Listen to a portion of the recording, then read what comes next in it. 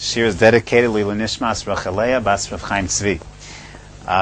We've been last year we went and did a discussion. We started introducing the Melacha of Zoreia. I just wanted to miss one or 2 points I wanted to bring up, and then we'll go further. We pointed out the Machlokes Minchas Chinuch and the Rashash regarding the definition of Melacha of Zoreia. The Minchas Chinuch assumed the halacha that the Melacha of Zoreia does not require hashrasha. All it requires is putting the seed into the ground, and once you put the seed into the ground, you violate the yisur. That's it.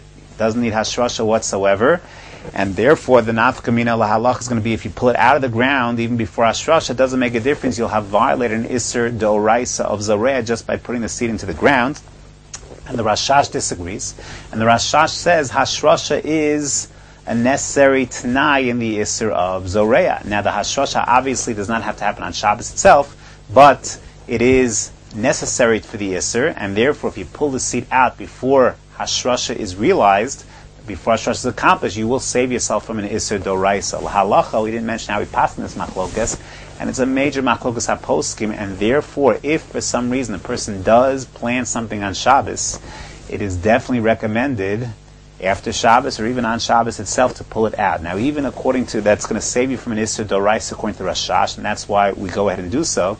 And even according to the Minchas Chinuch, who says you'll violate an isur d'oraisa, and therefore handling the seed or the sapling would be an isur muksa, l'chora, because it is muksa, seeds and plants and the like that are in the ground would be muksa on Shabbos. But to save yourself from an isur d'oraisa, according to the sheet of the Rashash, you would certainly be advised to go ahead and pull it out. Obviously, probably preferable to pull it out on Motzei Shabbos, but if you might forget, then even to pull it out l'chora on Shabbos would be permissible. Then we went on to a detailed discussion, machlokas, the Rambam and Rashi in particular, also the Rabbeinu Hanan and the Ran, what exactly is the Av Melacha and what exactly is the Toldot when it comes to Melaches Zoreia. We saw Shitas Rashi, and Rashi says that of the 5 actions that the Gemara discusses are within the rubric of Zoreia, Notea, Mabrich, and Markiv, and Zomer. So the first 4, Zoreia, planting seeds, Notea, planting saplings, Mavrich is to run a shoot into the ground, and Markiv is grafting. These are avos, and Zomer is a Toldot. In contrast, the Rambam understood that all 5 activities are avos malachos, and we explained at the end of last year that the fundamental machlok between the Rambam and Rashi is how exactly do we define avos and toldos? How do we define that which is called an av and that which is called a tolda?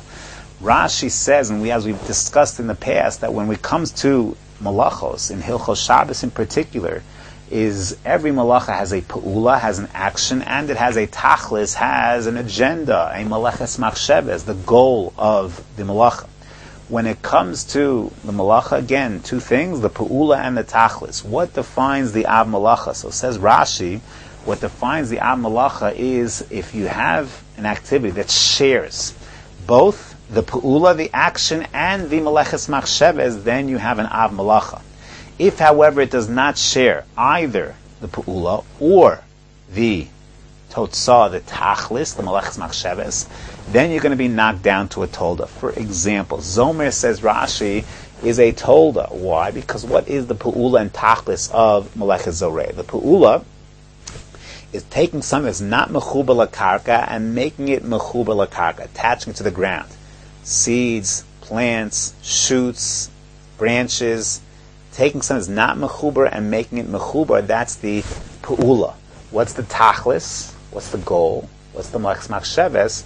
To facilitate plant growth. So Zomer, when it comes to pruning, what do you have? You have the same tachlis, facilitating plant growth, but you do not have the pa'ula. You don't have the action of being mechaber, something that's not attached to the ground and making it attached to the ground. You're doing the opposite. You're going ahead and cutting branches. So you have the same pa'ula, you have the same tachlis, a different pa'ula, that causes you to become a tolda. That's a tolda, says Rashi. Same tachlis, different pa'ula.